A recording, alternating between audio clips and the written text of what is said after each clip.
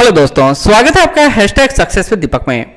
दोस्तों, हम लोग लगातार यह प्रयास कर रहे हैं कि आपको पीटी को लेकर जिस भी बुक में या फिर मैगजीन में दिक्कत हो उस पर लगातार हम लोग काम करके आपको सॉल्व करवाएं और आपको यह बुक आसान बना दें। यह प्रैक्टिस सेशन होगा, यानी हम लोग पूरा रिवीजन पर आधारित होंगे। अगर आप लुसेंट का सामान्य विज्ञान बुक पढ़ रहे हैं तो आप पढ़ रहे हैं तो ठीक है, लेकिन इसी का एमसीक्यू फॉर्मेट हम लोग लगातार लाने में लगे हुए हैं। आप अगर इसके पहले का वीडियो नहीं देखे तो नीचे डिस्क्रिप्शन बॉक्स में जाकर या प्लेलिस्ट में जाकर देख सकते हैं। प्रयास यही है कि आप साइंस में या फिर करेंट अफेयर में या अन्य सब्जेक्ट में बेस्ट कर सकें, और इसी संदर्भ में हमारा यह प्लेटफॉर्म काम कर रहा है। साथ ही हम लोग ये भी प्रयास कर रहे हैं कि अगर आप बीपीएससी का तैयारी कर रहे हैं या फिर यूपीएससी का तैयारी कर रहे हैं तो हम लोग आपको एक बेहतर प्लेटफॉर्म उपलब्ध करा सकें। श्योर सक्सेस टीम इसके लिए आपके साथ खड़ा है, और आप चाहें तो 67 को लेकर या 68 को लेकर मेंस या फाउंडेशन बैच से जुड़ सकते हैं। हम लोग फाउंडेशन बैच भी चलाने में लगे हुए हैं और प्रयास कर रहे हैं कि विभिन्न ऑप्शन सब्जेक्ट भी आपके साथ चला जाए लेकर, चाहे वो सोशियोलॉजी हो, चाहे हिस्ट्री हो, चाहे हिंदी लिटरेचर हो, एलएसडब्ल्यू हो, पब्लिक एडमिनिस्ट्रेशन हो, लोक प्रशासन हो या फिर ज्योग्राफी हो। आप किसी भी ऑप्शन के लिए हमारे साथ जुड़ सकते हैं। तो चलिए आते हैं आज के क्वेश्चन और आंसर पर, एमसीक्यू पर, उसको सॉल्व करने का प्रयास करते हैं। बारी बारी से हम लोग हर पार्ट पर जाएंगे, हर क्वेश्चन पर जाएंगे और पीछे जितना छूटा हुआ है उसके आगे आज हम लोग बढ़ते हैं। पहला ही क्वेश्चन है आपके सामने और आपको मैं 5 सेकंड का समय भी दूंगा कि आप इस पर थोड़ा समय निकाल के और आंसर बनाते चलें, ठीक है। पहला क्वेश्चन है, किस वर्ग के पौधे में बीज बनते हैं परंतु बीज नग्न रूप में पौधे पर लगे रहते हैं? तो ये क्या आंसर होगा आपको बताना है। ब्रायोफाइट्स होगा, टेरिडोफाइट्स होगा, जिम्नोस्पर्म होगा, एंजियोस्पर्म होगा, या फिर उपरोक्त में से कोई नहीं है एक से अधिक। आंसर क्या होगा बताइएगा। किस वर्ग के पौधे में बीज बनते हैं परंतु बीज नग्न रूप में पौधे पर लगे रहते हैं? तो सही आंसर इसका हो जाएगा, वो हो जाएगा सी, जिम्नोस्पर्म। इनके बीज किसी खोल या फल में बंद नहीं होते हैं, इनमें संवहन ऊतक पाए जाते हैं। जिम्नोस्पर्म में क्या पाया जाता है? संवहन ऊतक पाया जाता है। तो ये आपको ध्यान में रखना है। तो पहला हमने देखा कि किस वर्ग के पौधे में बीज तो बनता है परंतु नग्न रूप में पौधे में लगा रहता है, तो उसको क्या कहते हैं? जिम्नोस्पर्म बोला जाता है। जिम्नोस्पर्म का मेवा किसे कहा जाता है? बहुत अच्छा क्वेश्चन है, बताइएगा। जिम्नोस्पर्म का मेवा किसे कहा जाता है? साइकस को कहा जाता है, चिल्कोजा को कहा जाता है, सिले जिनेला को कहा जाता है, कोनिफर को कहा जाता है, या इनमें से कोई नहीं है एक से अधिक? बताइएगा। जिम्नोस्पर्म का मेवा किसे कहा जाता है? तो सही आंसर होगा, आप सबको पता होगा इसका आंसर में भी। चलिए मैं बता देता हूं, इसका आंसर होगा चिलगोजा। यह पाइनस से प्राप्त होता है और इसको जिम्नोस्पर्म का क्या बोला जाता है? मेवा बोला जाता है। याद हो जाएगा, याद हो जाएगा, एकदम बिल्कुल याद हो जाएगा। चलिए नेक्स्ट पे चलते हैं। कोरेलॉइड जड़ें पाई जाती हैं, किस में पाई जाती हैं कोरेलॉइड जड़ें? चीड़ में, लाइकोपोडियम में, ड्रायोप्टेरिस में, साइकस में, या इनमें से कोई नहीं है एक से अधिक? बताइएगा। कोरेलॉइड जड़ें प्राप्त होती हैं किन में? A B C D E. तो सही आंसर इसका हो जाएगा। 5 सेकंड समय में दे रहा हूं आपको, आप इस पर सोच लीजिएगा और टिक आउट कर लीजिएगा या फिर कॉपी में बनाते जाइएगा। सही आंसर होगा साइकस में। कोरेलॉइड पौधे जड़ें कहां पाई जाती हैं? साइकस में पाई जाती हैं। इसकी जड़ों से नील हरित शैवाल, एनाबीना और नॉस्टेक पाए जाते हैं। यानी साइकस की जड़ों में क्या पाए जाते हैं? नील हरित शैवाल पाए जाते हैं, एनाबीना पाया जाता है, नॉस्टेक पाया जाता है। सबसे बड़ा अंडाणु और शुक्राणु साइकस का ही होता है, यह आपको पता होना चाहिए। तो सबसे बड़ा अंडाणु और शुक्राणु किसका होता है? तो साइकस का होता है। याद रहेगा, बिल्कुल याद रहेगा आपको। ऐसे भी आपको सारा चीज याद है, सारा चीज पढ़ा हुआ है। क्या करना है हमको? सिर्फ रिवाइज करवाना है। क्या करना है? रिवाइज करवाना। तो उसको अच्छे से रिवाइज करेंगे हम लोग। चलिए नेक्स्ट, साबूदाना किससे बनाया जाता है? जो साबूदाना आप खाते हैं और खाने बड़ा मजा भी आता है, किससे बनता है बताइएगा जरा। पाइनस से बनता है, साइकस से बनता है, सेड्रस से बनता है, जूनिपेरस से बनता है, या इनमें से कोई नहीं है एक से अधिक? साबूदाना किससे बनाया जाता है? A B C D E. तो सही आंसर हो जाएगा कि साबूदाना बनता है साइकस से। साइकस के तनों से मड निकालकर खाने वाला साबूदाना का निर्माण किया जाता है, यानी साइकस के मंड से बनता है साबूदाना। याद रहेगा। थोड़ा महंगा भी मिलता है इसलिए साबूदाना, आप देखते होंगे। खैर, सहने के उपरांत ये खाया जाता है। सेंड कास्ट तेल किस पेड़ की लकड़ी से प्राप्त किया जाता है? सेंडकास्ट तेल किस पेड़ की लकड़ी से प्राप्त किया जाता है? देवदार से, चीड़ से, जूनिपेरस से, सिकोया से या इनमें से कोई नहीं है एक से अधिक। सेंडकास्ट तेल किस पेड़ की लकड़ी से प्राप्त किया जाता है? बताइएगा, ए बी सी डी ई में आंसर क्या होगा? तो सही आंसर होगा सेंडकास्ट जो तेल पाया जाता है वो जूनिपेरस में पाया जाता है। जूनिपेरस की लकड़ी से प्राप्त किया जाता है। चीड़ के पेड़ से तारपीन का तेल, चीड़ चीड़ ये भी क्वेश्चन आ चुका है कि चीड़ के पेड़ से तारपीन का तेल किससे निकाला जाता है? तो चीड़ के पेड़ से निकाला जाता है। और देवदार के पेड़ से क्या निकाला जाता है? तो देवदार के पेड़ से सेड्रस तेल नहीं प्राप्त होता है। सेड्रस तेल प्राप्त होता है देवदार के पौधे से। तो हमने देख लिया जूनिपेरस से सेडकास्ट का तेल, चीड़ से तारपीन का तेल और देवदार से सेड्रस का तेल। ठीक है, चलिए। दमा एवं खांसी के रोगों में काम आने वाली औषधि एफेड्रिन किससे प्राप्त की जाती है? एफेड्रिन किससे प्राप्त होता है? क्वेश्चन यहाँ सिंपल सा है और आपको पता होगा, मैं भी बताइएगा, क्योंकि ये रिवीजन सीरीज है तो आपको पता होना चाहिए। जूनिपेरस से, इफेड्रा से, पाइनस से, साइकस से या इनमें से कोई नहीं एक से अधिक। दमा एवं खांसी के रोगों में काम आने वाला यह औषधि है जिसका नाम है एफेड्रिन। तो सही आंसर इसका हो जाएगा, क्या हो जाएगा? तो इसका सही आंसर हो जाएगा एफेड्रा। एफेड्रा, इसके रस से एफेड्रिन नामक एल्कलॉइड प्राप्त किया जाता है और दमा खांसी रोगों में यही औषधि के रूप में काम भी करता है। चलिए नेक्स्ट क्वेश्चन में पढ़ते हैं। जीवित जीवाश्म किसे कहा जाता है? लिविंग फॉसिल किसे कहते हैं? चिलकोजा को कहते हैं, पाइनस को कहते हैं, साइकस को कहते हैं, सीड्रस को कहते हैं, इनमें से कोई नहीं एक से अधिक। जीवित जीवाश्म किसको कहा जाता है? लिविंग फॉसिल किसे कहा जाता है? ए बी सी डी ई, क्या आंसर होगा? तो सही आंसर होगा जीवित जीवाश्म लिविंग फॉसिल बोला जाता है साइकस को। इसे सागो पाम भी कहा जाता है। साइकस को क्या कहा जाता है? सागो पाम भी कहा जाता है। याद रहेगा, याद रहना चाहिए। ठीक, चलिए आगे बढ़ते हैं। कवक युक्त पाइनस की जड़ को कहते हैं, क्या कहते हैं? माइकोराइजल कहते हैं, कोरेलॉइड जड़ें कहते हैं, ओफियोग्लोसम कहते हैं, टेक्सोडियम मैक्सिकेनम कहा जाता है या उपरोक्त में से कोई नहीं है एक से अधिक। कवक युक्त पाइनस की जड़ को क्या कहा जाता है आपको बताना है। ए बी सी डी में क्या आंसर होगा? तो सही आंसर होगा कवक युक्त पाइनस की जड़ों को कहते हैं, क्या कहते हैं? माइकोराइजल्स जड़ें कहते हैं। आप टिक आउट करते जा रहे होंगे, एकदम कर रहे होंगे। ठीक है। शैवाल युक्त साइकस की जड़ को कोलेराइड कहा जाता है। तो कोलेराइड किसे कहा जाता है? जिसको शैवाल युक्त होता है। तो कवक युक्त पाइनस को क्या कहते हैं? माइकोराइजल कहते हैं। शैवाल युक्त साइकस की जड़ को क्या कहते हैं? कोलेराइड कहते हैं। और सबसे मोटा तथा टेक्सोडियम मैक्सिकेनम नामक जिम्नोस्पर्म होता है। तो टेक्सोडियम मैक्सिकेनम क्यों होता है? तो सबसे मोटा होता है तथा टेक्सोडियम मैक्सोडियम नामक जिम्नोस्पर्म का होता है। ठीक है। 9वां, एक बीज पत्ती पौधे के अंतर्गत लिलिएसी कुल में आते हैं कि क्या आता है? एक बीज पत्ती पौधे के अंतर्गत लिलिएसी कुल में कौन आता है? प्याज आता है, लहसुन आता है, मूली आता है, केला आता है या इनमें से कोई नहीं एक से अधिक? आंसर बताइएगा। तो एक बीजपत्री पौधे के अंतर्गत लिलिएसी कुल में कौन आता है? तो सही आंसर हो जाएगा ई।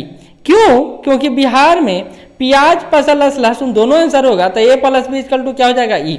अनस्टेट पीसीएस में डी ऑप्शन होगा उपरोक्त में से या ए प्लस बी, तो आपका सही हो सकता है। तो इसके अनुसार हमने बनाया है, इसको बिहार रिगार्डिंग बना दिया हमने, लेकिन ये सारे एग्जाम के संदर्भ में उतना ही महत्वपूर्ण है जितना बिहार के एग्जाम के संदर्भ में। ठीक है। अच्छा, एक बात और, केला किस में आता है? तो केला आता है म्यूजेसी कुल में। केला किस में आता है? तो म्यूजेसी कुल में आता है, आधा मा यू जेसी। ठीक है, चलिए आगे बढ़ते हैं। लिग्यूमिनेसी कुल के अंतर्गत निम्नलिखित पौधे आते हैं। कौन कौन पौधा आता है लिग्यूमिनेसी कुल के अंतर्गत? मटर आता है, मूंगफली आता है, बबूल आता है, सोयाबीन आता है या इनमें से कोई नहीं एक से अधिक?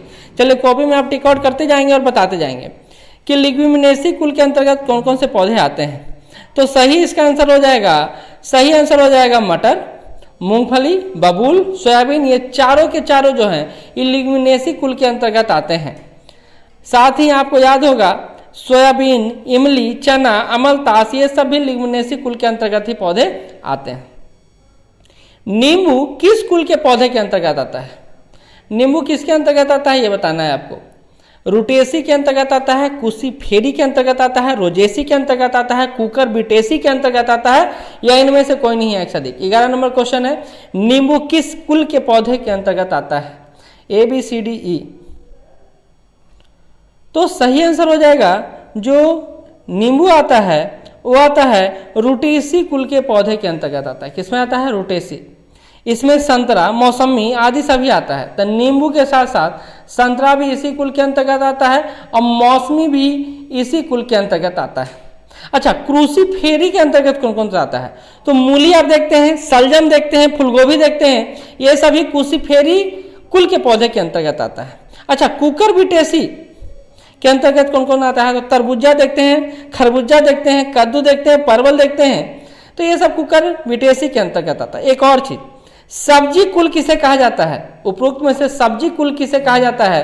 कोई बताएंगे? नीचे कमेंट में बताएगा इनमें से सब्जी कुल किसे कहा जाता है। चलिए, आपके लिए छोड़ दिया मैंने क्वेश्चन, आगे बढ़ते हैं। पादप जगत का सबसे बड़ा समूह है, कौन सा है? पादप जगत का सबसे बड़ा समूह कौन सा है? जिम्नोस्पर्म है, एंजियोस्पर्म है, टेरिकोफाइट्स है, ब्रायोफाइट्स है, या इनमें से कोई नहीं है एक से अधिक। पादप जगत का सबसे बड़ा समूह कौन सा है? A B C D E. तो पादप जगत का सबसे बड़ा समूह जो है वो है, अब आप टिक आउट कर लिए होंगे, मुझे पूरा विश्वास है, एंजियोस्पर्म है। एंजियोस्पर्म है।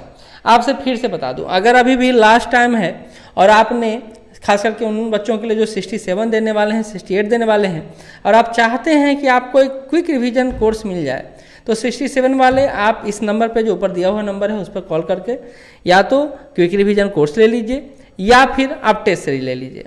और अगर 68 वाले हैं तो फाउंडेशन ले लीजिए। अनपीसीएस वाले हैं तो उनके लिए भी बता दूं, हम लोग उनके लिए ऑप्शन पर काम कर रहे हैं, और आप चाहें तो ऑप्शन के रिगार्डिंग जैसे सोशियोलॉजी या फिर हिस्ट्री या फिर हिंदी लिटरेचर को लेकर कॉल कर सकते हैं।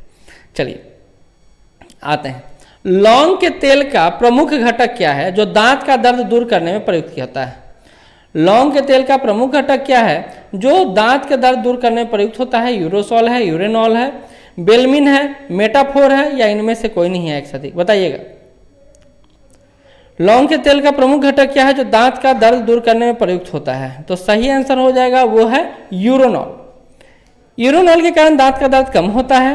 बेलाडोना का उपयोग सिर दर्द में किया जाता है, तो बेलाडोना का प्रयोग कहाँ करते हैं? सिर दर्द में करते हैं। निद्रा लाने तथा सिहरन रोकने हेतु भी बेलाडोना का प्रयोग किया जाता है। तो ये छोटा सा कंटेंट था जो आपको जानना चाहिए। अनाज वाले पौधे किस कुल से संबंधित हैं? अनाज वाले पौधे किस कुल से संबंधित है? सोलेनेसी से, ग्रेमिनी से, क्रेसीफेरी से, मालवेसी से, या इनमें से कोई नहीं एक से अधिक? अनाज वाले जितने भी पौधे हैं वो किस कुल से संबंधित है बताइए। जैसे गेहूं की बात कर लें, चावल की बात कर लें, मक्का की बात कर लें, गन्ना की बात कर लें, ये किस कुल के अंतर्गत आते हैं? तो सही आंसर हो जाएगा अनाज वाले पौधे किसके अंतर्गत आते हैं? तो ग्रेमनी के अंतर्गत आते हैं। याद रहेगा? एकदम याद रहेगा आपको तो सब पता ही है, बस मैं आपको रिवाइज करवा रहा हूँ, याद दिलवा रहा हूँ, तो ये आंसर होगा। अच्छा, क्वेश्चन अगला है, कहता सबसे बड़ा कुल है, सबसे बड़ा कुल कौन सा है? कंपोजिटी है, लिलिएसी है, कुकरबिटेसी है, सोलेनेसी है, या इनमें से कोई नहीं एक से अधिक? सबसे बड़ा कुल किसका है? तो सही आंसर हो जाएगा सबसे बड़ा कुल जो है कंपोजिटी का है, ये आंसर हो जाएगा। इसमें सूरजमुखी, सलाद, जीनिया, जंगली भंगरा, गुलदाउदी, गेंदा आदि पौधे आते हैं। तो सबसे बड़ा कुल किसका है? तो यह है कंपोजिटी का सबसे बड़ा कुल है। आलू किस कुल से संबंधित है? आलू की बात यहाँ पर हो रही है। रेनन कुलेसी से, रोजेसी से, सोलेनेसी से, क्रूसीफेरी से, या इनमें से कोई नहीं है एक से अधिक? सब आलू किस कुल से संबंधित है ये आपको बताना है। तो आलू हो, चाहे बैगन हो, चाहे टमाटर हो, चाहे लाल मिर्च हो, तंबाकू हो, धतुरा हो, ये सभी पौधे किसके अंतर्गत आते हैं? सोलेनेसी के अंतर्गत आते हैं। तो आलू किस कुल से संबंधित है? सोलेनेसी कुल से संबंधित है। आंसर हो जाएगा सी। विश्व में सबसे लंबा पौधा कौन सा है? विश्व का सबसे लंबा पौधा कौन सा है? टेराकार्पस है, यूकेलिप्टस है, टेक्टोना है, पोलीएल्थिया है, या इनमें से कोई नहीं है एक से अधिक? विश्व का सबसे लंबा पौधा कौन सा है? तो सही आंसर हो जाएगा विश्व का सबसे लंबा यूकेलिप्टस का होता है, जबकि सबसे लंबा जीवित वृक्ष जो है वो सिकुआ का है। सबसे लंबा जीवित वृक्ष किसका है? तो सिकुआ का है। याद रहेगा? याद रहेगा? एकदम याद रहेगा। तो विश्व का सबसे लंबा पौधा कौन सा है? तो यूकलिप्टस का पौधा सबसे लंबा पौधा होता है। नेक्स्ट क्वेश्चन, मूलांकुर, मूलांकुर जिसको रेडिकल कहते हैं, से विकसित होने वाली जड़ कहलाती है। क्या कहलाती है? तंतुमय मूल कहलाती है, श्वसन मूल कहलाती है, अपास्थिक जड़ें कहलाती है, मूसला जड़ें कहलाती है, इनमें से कोई नहीं है अधिक। मूलांकुर से विकसित होने वाली जड़ें क्या कहलाती है आपको बताना है। तो सही आंसर होगा इसको अपास्थिक जड़ें कहा जाता है। मूलांकुर से विकसित होने वाले जड़ें अपास्थिक जड़ें कहलाता है। ये जड़ें एक बीजपत्री पौधे में पाई जाती है, जैसे शकरकंद इत्यादि में पाया जाता है एक बीजपत्री पौधे। नेक्स्ट क्वेश्चन, मूलांकुर के अतिरिक्त पौधे के किसी भी भाग से विकसित होने वाली जड़ें कहलाती है। अवस्तंभ कहलाती है, अपस्थानिक जड़ें कहलाती हैं, स्तंभ मूल जड़ें कहलाती है, तंतुमय जड़ें कहलाती हैं, इनमें से कोई नहीं है सही। मूलांकुर के अतिरिक्त पौधे के किसी भी भाग से विकसित होने वाली जड़ें क्या कहलाती हैं? 19 नंबर क्वेश्चन। तो सही आंसर हो जाएगा, वो हो जाएगा अपस्थानिक जड़ें कहलाती हैं। क्या कहलाती हैं? अपस्थानिक जड़ें कहलाती हैं। ये जड़ें क्या होता है? तो एक बीज पत्री पौधों में पाया जाता है, एक बीज पत्री पौधों में पाया जाता है, जैसे शकरकंद इत्यादि। ठीक है, चलिए। डहेलिया की जड़ें होती हैं, कैसी होती हैं? कुंभी रूपी होती हैं, पुलकित होती है, स्वांगिकारी होती हैं, रेशेदार होती हैं, या उपरोक्त में से कोई नहीं है सही। डहेलिया की जड़ें होती हैं, कैसी होती हैं बताइएगा? कुंभी रूपी होती हैं, पुलकित होती हैं, स्वांगिकारी होती हैं, रेशेदार होती हैं, कोई नहीं है एक से अधिक। तो डहेलिया की जो जड़ें होती हैं, याद रखिएगा आप लोग कि ये पुलकित होती हैं। कैसी होती हैं? पुलकित। और आपको पता होना चाहिए कि इस प्रकार की जड़ों में अनेक मांसल फूली हुई जड़ें गुच्छे के रूप में निकलती हैं। और कुंभी रूपी में आप किसको कह सकते हैं? कुंभी रूपी हमने बोला अभी, कुंभी रूपी में आप सलजम को रख लीजिए, चुकुंदर को रख दीजिए, ये सारे डहेलिया की जड़ों के अंतर्गत आती हैं। अच्छा, नेक्स्ट क्वेश्चन में बढ़ते हैं। श्वसन मूल मिलती है, पान में मिलती है। श्वसन मूल किसमें मिलता है? पान में, जूसिया में, मक्का में, चेस्टनट में, या इनमें से कोई नहीं है एक अधिक। श्वसन मूल मिलता है किसमें मिलता है? ABCDE। तो सही आंसर हो जाएगा श्वसन मूल जो मिलता है वो जूसिया में मिलता है।